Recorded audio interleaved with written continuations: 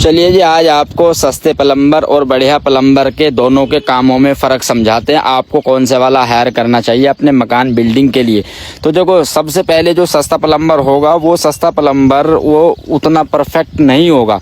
वो जैसे आपका ड्रेनेज के पाइप, SWR टॉयलेट के पाइप डालेगा तो खोदने के बाद मिट्टी में ही आपके पाइप दफन कर देगा और आपका काम निपटा कर चला जाएगा। एक अच्छा प्लम्बर है, ये जो आप जो तौर तरीका देख रहे हैं, ये एक अच्छे प्लम्बर का काम है जिसका रेट भी अच्छा होता है।